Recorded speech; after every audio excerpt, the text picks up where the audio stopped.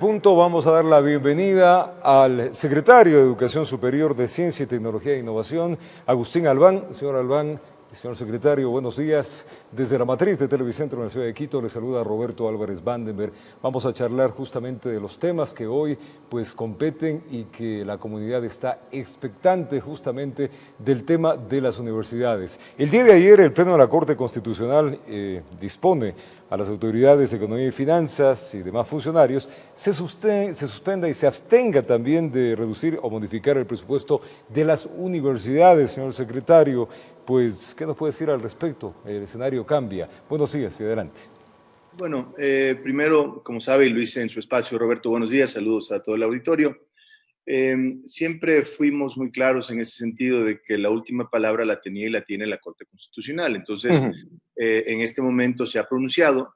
Quiero destacar que es un pronunciamiento de carácter temporal hasta que resuelva la materia de fondo. Es decir, ha dicho temporalmente que no se aplique al Ministerio de Economía y Finanzas, que no se apliquen los recortes, y por ende, bueno, pues seguiremos en la línea del respeto al derecho de la Constitución, Roberto. Señor secretario, las universidades, si entramos a materia de lleno, las universidades sienten que la reducción es arbitraria del presupuesto y tomando en cuenta que el año está corriendo. ¿Qué nos dice al respecto? Bueno, a ver, ahí creo que tenemos un desafío tanto con las universidades como con la propia Corte, porque lo que hace la asignación de recursos de las universidades resulta de aplicar una regla y una ley. Entonces, y lo que hicimos es aplicar esta ley y el resultado que dio esta regla que se llama el FOPEDEUPO, que básicamente es el 11% del impuesto sobre la renta y el 10% del IVA, resultó en esta menor cantidad. Entonces, sí es un tema curioso e interesante que tendrá que resolver la Corte porque no es que se les quitó recursos, y insisto en este punto siempre, lo seguiré insistiendo, simplemente derivado de la menor recaudación de impuestos que tiene el país, tendremos un poco menos de recursos para las universidades, Roberto. Pero, señor secretario, eso está muy claro. Usted lo ha lo explicó en este escenario, en nuestro canal, lo ha explicado en varios medios de comunicación. Pero las universidades lo que indican es que el presupuesto ya se lo entregó y que al reducir, evidentemente, el mismo se afecta directamente al talento humano y a la administración de las universidades. No, Roberto, porque el presupuesto se va ejerciendo conforme va avanzando el año. Y esa es una aclaración muy importante y la pregunta extremadamente válida. No es que al final de diciembre de 2019 el gobierno cuenta con los casi 1.200 millones de dólares de presupuesto y dice, voy a guardar los 1.200 millones y se los voy dando a través del año, porque entonces mejor désenlo de una vez por adelantado. No, lo que va haciendo el gobierno es que hace una estimación de la recaudación que va a tener el país aplicando la fórmula y sabemos más o menos mes con mes cómo van a ir las distribuciones y las asignaciones de partidas a las universidades. Entonces, ¿qué pasó en este caso? Que se tenía una previsión de recaudación que cambió dramáticamente el momento que viene el coronavirus y la crisis que seguirá después, que ya estamos viendo, se cae la recaudación y el MEF, de manera responsable, se ve obligado a hacer una nueva proyección de la recaudación de impuestos en el país y por ende es la cifra que nos pasa a la CENESID y a las universidades. Oigan, hay menos recursos, hay menos recaudación y entonces este es el nuevo presupuesto universitario. Así de sencillo. A ver, señor secretario, para que la población lo entienda bien, hay que reformar entonces ese presupuesto que mes a mes se iba asignando a estas 32 universidades. ¿Qué ha sugerido el CENESID? Yo mantengo la posición de que, aparte, digamos, uno es una resolución temporal de la Corte, y lo que hemos hecho nosotros como CENESID es prudentemente hablar con cada una de las universidades para decirles, independientemente de la resolución de la Corte lo que no puede hacer es hacer aparecer dinero por arte de magia. O sea, entonces, es muy importante que seguiremos trabajando con las universidades y aprovecho para hacer un exhorto a todas las universidades que sigamos en esta línea de ahorrar recursos, ser productivos, buscar eficiencia en gastos, no afectar ni la matrícula, ni la docencia, ni la calidad, pero que entendamos de una manera solidaria y responsable que somos la solución, no el problema. Es decir, ante esta realidad mundial y realidad de la economía ecuatoriana, pretender cerrar los ojos y decir, a mí no me toca, creo que no es una posición muy prudente, porque ¿qué puede pasar? Que efectivamente que el Estado, a pesar de que haya una decisión de la Corte Constitucional, que el Estado no pueda conseguir esos recursos. Porque ahí es importante. Las reglas están claras y están dadas. Es un porcentaje de la recaudación y es un porcentaje del ISR y del IVA. Entonces, si estos no existen, por más secreto, por más orden, no habrá recursos. Ya, eso es entendible, señor secretario, en la medida que usted lo explica muy claramente, pero para algunos movimientos sociales, universitarios, de estudiantes, profesorado de universidad, eso parece que no está claro, y lo que indican y lo que pues han hablado a lo largo de estos días es un recorte de presupuesto, que en la práctica realmente es eso. Entendemos de dónde viene, usted lo ha explicado, pero ¿usted no cree que al haber este recorte, porque no hay recursos, que es lo que nos está indicando, también se está sacrificando la calidad de la universidad, la investigación, al profesorado se le va a dar más carga de horas de enseñanza? ¿No cree que esto es así? No, para nada. Inclusive los análisis que hemos hecho con la gran mayoría de universidades, porque, por ejemplo, ya teníamos o tenemos aún acuerdo, y espero que los mantengamos, de cómo íbamos a financiar ese déficit sin afectar ni la calidad, ni la docencia, ni la investigación. Mire, hay investigaciones que no se van a poder llevar a cabo, porque simplemente la gente no puede viajar o no puede salir al campo, no hay esa movilidad que teníamos antes. Entonces, no se afecta, se prioriza ciertas investigaciones de laboratorio que hoy son más importantes para el país, se prioriza la docencia, porque hoy, si por ejemplo tenemos un docente que tiene menos presencialidad y va a tener más carga en línea, pues hombre, que le dedique un poco más de tiempo a eso. Yo creo que y lo he dicho en varios foros y en varias ocasiones, es una oportunidad histórica para replantear una nueva universidad ecuatoriana. A ver, señor secretario, ahí le paro, perdone que le interrumpa. Dígame. ¿Por qué es un planteamiento para reformar, un planteamiento histórico para cambiar a las formas en las cuales actualmente está la universidad? Porque el mundo está cambiando, Roberto. Basta mirar alrededor de nosotros y ver alrededor del mundo. Las formas de interacción que vamos a seguir en el nuevo orden mundial, en la nueva normalidad, son diferentes. No vamos a poder tener en el futuro predecible, sin una vacuna, 45 jóvenes en un aula. No vamos a poder hacerlo. Entonces vamos a tener que intercalar horarios, tenemos que llegar a un modelo híbrido, parte presencialidad, parte en línea. Entonces esto nos obliga a buscar mantener una educación de calidad. La educación de calidad no siempre y no solo es estar sentado en un aula. Hay muchas acciones adicionales que complementan esta educación de calidad. ¿Cómo cuáles? Expliquemos un poquito más, porque parece que este punto no lo entienden ni los universitarios, los estudiantes, y tampoco el profesorado, porque los universitarios indican de que les están quitando la calidad del estudio, que estamos retrocediendo años luz en lo que era la Universidad Ecuatoriana. Y los profesorados, en este caso el profesorado, lo que está preocupado es que les vayan a despedir. Mira, a ver, entiendo, hay varias preocupaciones y evidentemente muchas veces se politizan estas decisiones Sin duda. Y con la excusa de la calidad y tal. Mire, la calidad de la educación es la que es del Ecuador con los presupuestos que hemos tenido en la historia. Y en la historia reciente, si usted se pone a analizar la evolución del FOPEDEO, pues tiene subidas y bajadas. Y nadie ha dicho nada y no ha habido demandas en la Corte Constitucional. Es más, yo creo que la calidad en ciertos aspectos ha mejorado, independientemente de que ha habido en los últimos años una reducción presupuestal derivada del propio FOPEDEUPO. Pero además ha habido cambio de modalidades, Roberto. Entonces, si se ve el crecimiento de la matrícula que se logró tener en estos años, va derivado en parte del uso de la tecnología. Entonces, hemos sido capaces de atender a más ecuatorianos en la educación superior pública gratuita con un presupuesto que no ha crecido de la misma manera. Entonces, ¿qué quiere decir productividad? Hoy tenemos, por ejemplo, nuestro sistema educativo tiene la mejor compensación de América Latina, tiene mejor compensación inclusive que algunos países europeos. Ayer hablaba con el rector de una universidad pública española, me dice, oiga, ustedes pagan mejor allá que nosotros pagamos acá en España. Y es una información que encantado voy a compartir. Y no digo que esté bien y que esté mal, por mí maravilloso que le paguen lo que más podamos a nuestros docentes. Lo que sí digo es que entre esta crisis y en la conciencia que tenemos que tomar, creo que lo oportuno es que hagamos todos un esfuerzo. Oiga, hay que trabajar un poquito más, lo hacemos, porque en la práctica lo que va a pasar en el país. O sea, no todo el país tiene la bendición y la suerte de recibir un sueldo, trabaje o no trabaje.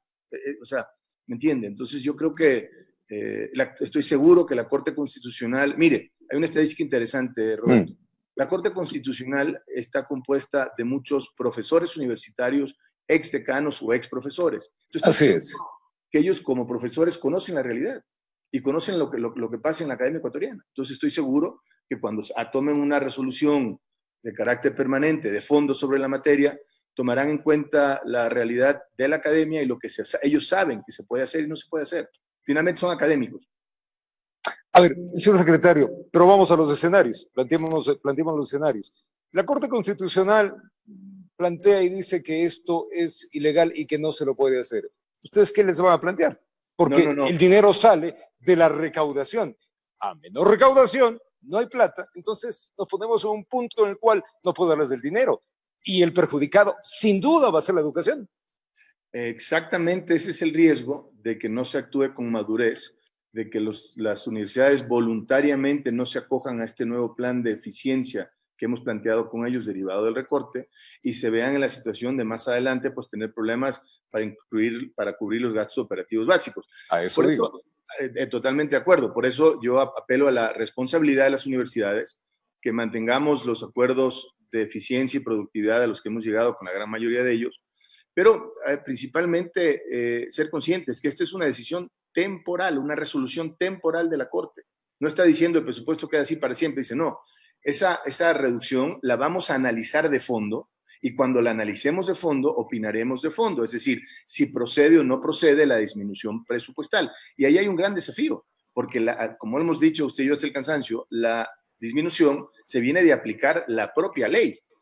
Entonces, hay que ser cuidadosos en el sentido de que se aplicó no un recorte arbitrario e ilegal, resultó de la aplicación precisa y específica de la ley del FOPEDEUC. Eso no se quiere entender. O sea, eso hay que ser claros. A lo largo de esta semana no han topado ese tema, sino que se habla siempre de un recorte del presupuesto y eso está, claro, en un punto de quiebre en el cual en un lado dice es un recorte y el otro lado viene de una asignación. Ahora, yo le planteo algo, señor secretario. Un poco coméntenos cómo son los componentes del presupuesto del que estamos hablando. ¿Cómo se compone este presupuesto de las universidades? Encantado, Roberto. Tiene 4 componentes. Uno que se llama funcionamiento, que es un componente chiquitito, no sé si llega a los 12, 15 millones de dólares. Otro, devoluciones de donaciones, que es un presupuesto histórico de cuando las donaciones eran deducibles, también es una cantidad menor. Y hay 2 cantidades que son fundamentales, el FOPEDEUCO y la gratuidad. La gratuidad es aproximadamente 183 millones de pesos. La gratuidad no se ha tocado. Eso quiero resaltarlo porque cuando se suma todo el presupuesto, evidentemente hay una reducción, pero el presupuesto por concepto de gratuidad, estos 183 millones, no se tocó. Y lo único que se ha afectado de manera importante, por cuestiones indirectas que ya hemos comentado usted y yo, es la parte variable, que justamente es una parte variable, y las reglas son muy claras, de la recaudación del impuesto sobre la renta y del IVA. Entonces, eso es lo que compone el presupuesto. Señor secretario, y hay un ranking de universidades, ese presupuesto que nos acaba de explicar, ¿cómo se asignan las universidades? ¿Cómo llegan? ¿Son igualitarias? ¿Van por diferente población? ¿Cómo llega a cada uno de los institutos de educación superior? A ver, es una fórmula que hace el CENESID y la aprueba el Consejo de Educación Superior. La fórmula refleja la política pública que quiere seguir el país. Por ejemplo, el año pasado fue un año importante porque hubo un poquito de polémica también en octubre que se definió la fórmula, porque nos dimos cuenta que había una gran inequidad entre las universidades, digamos, urbanas, que reciben mucho más recursos por alumno, y las universidades, digamos, regionales. En ambos casos tenemos ecuatorianos que tienen el mismo, claro, un niño de Manabí que un niño que estudia en Quito, ¿no? Entonces, por primera vez dijimos, bueno, vamos a premiar un poco a la universidad regional para que tenga más recursos, para que tenga mayor cobertura educativa, para que haya más jóvenes de zonas menos privilegiadas que puedan ir a la universidad. Eso fue un poco polémico. También premiamos universidades que tuvieran un crecimiento de la matrícula, que aplicaran temas de educación en línea, es decir, que un esfuerzo y el tema de eficiencia en el gasto público, ¿no? Fue un poco polémico, al final la gran mayoría de las universidades se beneficiaron, hubo inconformidad de algunas universidades que recibieron un poco menos de recursos y así se asigna el presupuesto universitario. El presupuesto lo que hace es plasmar la política pública. ¿Qué queremos de la educación del país? En este caso, el recorte, Roberto, la disminución, perdón, viene derivada de simplemente menor recaudación y se reparte de manera proporcional conforme se asignó en octubre. Es decir, a todos nos toca un recorte porcentualmente por igual. Todos ponemos el hombro por igual. En ese punto, señor secretario, las universidades dicen que se está vulnerando los derechos de más de 370,000 estudiantes. No nos está vulnerando el derecho, miren, porque se sigue dando el derecho de educación gratuita, pública gratuita. Lo que se está diciendo es que hay menos recursos y justamente ese trabajo conjunto de rectores, CENESID y sus equipos administrativos nos permitirá que todos los alumnos accesen a la educación superior. Ha habido universidades que han amenazado con no abrir el ciclo académico. Imagínense. La central. Sí, imagínense no prestar un servicio público. O sea, yo no entiendo eso, pero imagínense. Imagínense lo que pasaría en ese caso. La universidad se quedaría pagando todas las nóminas de docentes, todas las nóminas administrativas y no daría clases. A ver, señor secretario, pero lo que acaba de tocar, ese es el fondo. O sea, el fondo de lo que estamos hablando es que si usted le reduce, estamos hablando de dónde viene el presupuesto, yo creo que los televidentes en este punto ya saben cómo es el mecanismo de la asignación y cómo sube y baja esto dependiendo de la recaudación. Si el país recauda 3.000 millones de dólares, vamos a tener muy buena plata para las universidades. Si recaudamos 700, que es el caso actual, hay menos plata. Pero seamos reales, a menos plata, menos empleados. Pues no hay plata para, si yo tengo asignado, por darle un ejemplo, 10 y usted me manda 3, voy a tener que votar gente. Ya, mire, lo importante es que si tuviera que haber alguna reducción en contrataciones, que no sea en docencia, que no sea en áreas esenciales para la universidad. Okay. Mire, tenemos hoy una universidad en promedio que tiene, por cada profesor, tiene un administrador. Es decir, o sea, cada profesor necesita una persona que lo administre, ¿no? Tenemos, evidentemente, sueldos, evidentemente, muy altos entre nuestros rectores y decanos. ¿Cuál es el promedio de sueldos? Transparentemos eso. Mire, hay diferencias entre las universidades regionales y las universidades, digamos, nacionales o grandes en zonas urbanas, pero van desde los 4.500 hasta los 6.600 dólares aproximadamente. Okay. Entonces estamos hablando, y no es una persona que gana eso, son muchísimas personas, decanos, subdecanos, vicerrectores, ¿no? Entonces hay una carga salarial relativamente importante y más eso es de conocimiento público, porque está en el sistema del Ministerio de Finanzas, es decir, los que tienen acceso al sistema, podemos ver cómo está la compensación. Entonces, evidentemente luego hay una serie de docentes que también tienen muy buenas compensaciones y que porque son investigadores o lo que fuere, tienen poquita carga de docencia. Entonces, un poco la lógica que le explicaba en su momento es, si por ahora no se pueden llevar a cabo ciertas investigaciones que puede ser que no sean estratégicas para la situación del país en este momento, que ese docente, que es un docente importante, con experiencia, gran investigador, que vuelque toda esa sabiduría a los jóvenes que ingresan a la universidad y comparte esa sabiduría y dedique un poco más de tiempo a la docencia. Esa es un poco la lógica en la que estamos trabajando, Roberto. Menos administradores, más docentes, señor secretario. Es un buen resumen, sí. Señor secretario, rapidísimo, becarios. El problema de los becarios se quejan de que, uno, no les llega el dinero. Y dos, si se reduce todo esto que estamos hablando, esta masa crítica de dinero, no va a haber plata para las becas. A ver, mire, dentro de la optimización que anunció el señor presidente estos últimos días, se nos pasó la gestión del IFTH a la CENESID, ¿no? Entonces, creo que esto es una buena noticia porque nos permite corregir vicios históricos de la manera operativa en términos de eficiencia, en términos de facilitar procesos, etcétera. Evidentemente, tenemos un desafío presupuestal, entonces justamente lo que estamos haciendo es optimizar recursos, digamos, de la administración del IFTH, que cuesta aproximadamente 6 millones de dólares al año, para reasignar esos ahorros a el mantenimiento de becas. Entonces, tenemos becas que evidentemente tenemos que cumplir porque son estudiantes que están en el extranjero, ¿no? Y que son contratos. Y son contratos, por supuesto, y sí, claro, ha habido algo de retraso por la natural crisis que vive el país, pero eso tenemos que cumplir. Mire lo que hicimos. Para ayudar a nuestros jóvenes becarios, normalmente en cierta parte del año se paga lo que es pensiones y manutenciones, pensiones en universidades extranjeras.